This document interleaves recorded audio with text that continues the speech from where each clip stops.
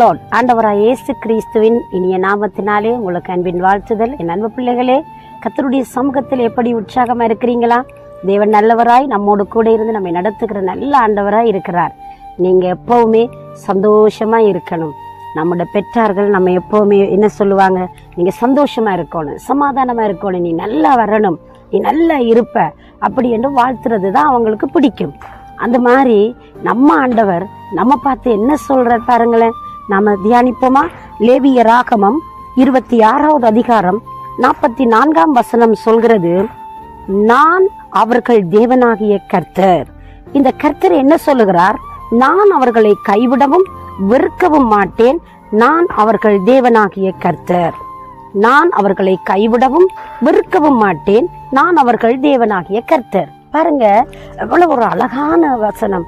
நான் அவர்களை வெறுக்க மாட்டேன், அவங்கள கைவிட மாட்டேன். இந்த வெறுப்பு என்பது பாருங்க, எப்பவுமே மனித வாழ்க்கையில அது ஒரு விரும்பத்தகாத ஒன்று. சில நேரத்துல நம்ம அதிகமா நேசிக்கிறவங்க இருப்பாங்க, நம்மளுக்கு பிடிக்காத ஏதோ ஒன்று செய்துட்டு நாங்க சொல்லுவோம், நான் இனி செத்தாலும் அவங்களோட வீட்டுக்கு நான் போக மாட்டேன், அவங்களோட முத்தத்துல நாங்க கால் மிதிக்க மாட்டேன், அவங்க நம்மளுக்கு தேவையே இல்லை அப்படி என்ற மனம் வெறுத்துதண்டா அவங்களோட உறவு உடைஞ்சிடும். அவங்களோட இருக்கிற நட்பெல்லாம் அப்படியே பாழாய் போய் அவர்களுக்கு நம்மளுக்கு எந்த சம்பந்தமே இல்லாம போய்விடும். அது எவ்வளவு நன்மை செய்திருக்கட்டும், எவ்வளவு பழகி இருக்கட்டும், எவ்வளவு கொடுக்கல் வாங்கல் செய்திருக்கலாம், எவ்வளவு நன்மைத்தனங்களை நாங்கள் பெற்றிருக்கலாம், ஆனா ஒரு நொடியில வர வெறுப்பு, ஒரு கசப்பு, ஒரு பிரிவினை அவங்களோட வாழ்க்கையில இருந்து அப்படியே முழுவதும் மறக்கப்பட்ட ஒரு கைவிடப்பட்ட நிலைக்கு கொண்டு வரும். ஆனா ஆண்டவரை பாருங்க, தான் படைத்த மக்கள் தன்னை சேவிக்காமல் தன்னை விட்டு தூரமாய் போன பொழுதும் ஆண்டவர் சொல்லுகிறார், நான் என் மக்களை நான் வெறுத்து கைவிட மாட்டேன் என்று நான் சொல்லுகிற காரணம், நான் கர்த்தர், நான் தெய்வம் என்றதை இந்த மக்களுக்கு ஆண்டவர் அழகாய் சொல்லுகிறார். பாருங்க, ஆதி ஆகமத்திலே நாங்கள் பார்க்கிற பொழுது தேவன் ஆதாம் ஏவாளை உருவாக்கி அவர்களை ஆண்டு கொள்ளும்படி அதிகாரத்தை கொடுத்தார். இப்படிப்பட்ட மனிதன் ஆண்டவர் எதை செய்யக்கூடாது என்று சொன்னாரோ அதை செய்தான். நீ இந்த விருட்சத்தின் கனியை நீ புசிக்கிற நாளிலே சாகவே சாவா என்று தேவன் ஏற்கனவே சொல்லிவிட்டார். ஆனால் அவர்கள் புசித்தார்கள், அவர்கள் பாவம் செய்தார்கள், தேவனிடத்தில் இருந்து அவருடைய உறவு துண்டிக்கப்பட்டது, அவர்கள் வெறுக்கப்பட்டார்கள். ஆனால் இரக்கமுள்ள தேவன் பாருங்க என்ன செய்தார் என்றால், எந்த மனிதன் தூரமாக்கப்பட்டானோ, எந்த மனிதனுடைய உறவு உடைக்கப்பட்டதோ, எந்த மனிதனுடைய நட்பு இழந்து போனதோ, தேவன் ஒலாவி தேடிக்கொண்டே இருக்கிறார். ஆதாமே நீ எங்கே இருக்கிறாய்? ஆதாமே நீ என்ன சூழ்நிலையில இருக்கிறாய்? ஆதாமே நீ எங்கே இருக்கிறாய்? தோட்டத்தின் நடுவில் தெய்வம் ஒலாவி பார்க்கிறார். அவனோடு உறவாடின தேவன் அவனை தேடி பார்க்கிறார். ஆதாமே நீ எங்கப்பா இருக்கிற, எங்க இருக்கிற அப்படி என்று சொல்லி ஆண்டவர் அவனை தேடி போனாராம். உனக்கு ஒரு பரிகாரத்தை உண்டாக்குவதற்காய் மனிதன் எப்பொழுதுமே தனக்குத்தானே பரிகாரங்களை உண்டாக்குவான். தற்காலிகமானவைகள் அவைகள். ஆனால் நிரந்தரமான பரிகாரத்தை உண்டாக்குவதற்கு அன்று ஆதி ஏதேன் தோட்டத்திலே மனிதன் தவறுழைத்தான். ஆனால் அந்த மனிதனுக்கு நீதிபரராகிய தேவன் அவருடைய நீதித்தன்மையில் இருந்து விலகவில்லை.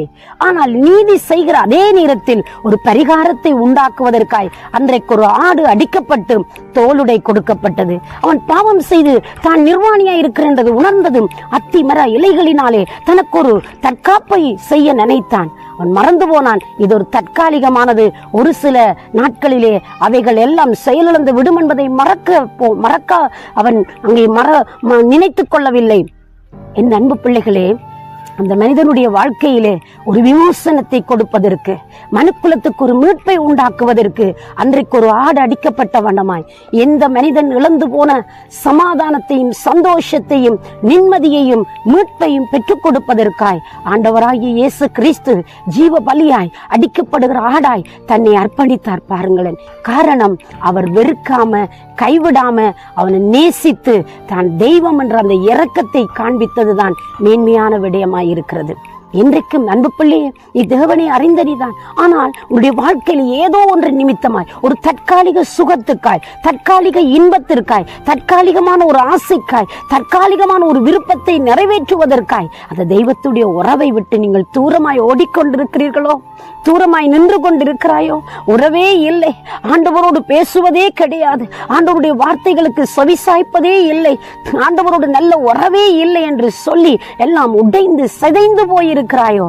உன்னை தேடியோ ஆண்டவர் வருகிறார். அன்றைக்கு ஆதாமை தேடி, ஆதாமே நீ எங்கே இருக்கிறாய் என்று தேடினவர் இன்றைக்கு உன்னை தேடுகிறார்.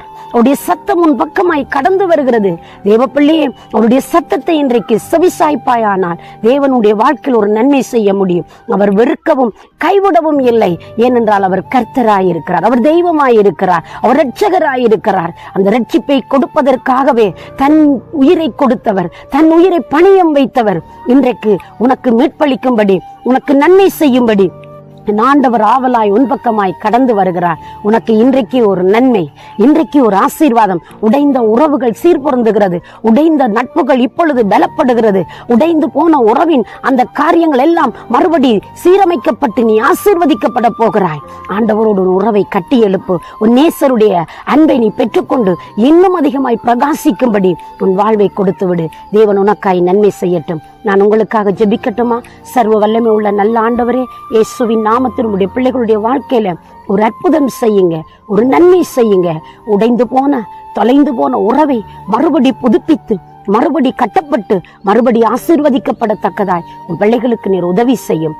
கனம் பண்ணும், காத்துக்கொள்ளும். இயேசுவின் நாமத்தில் ஆசீர்வதித்து ஜெபிக்கிறேன் ஜீவனுள்ள நல்ல பிதாவே. ஆமேன், ஆமேன். தேவன் தாமே உங்களை நிறைவாய் ஆசீர்வதிப்பாராக. God bless you.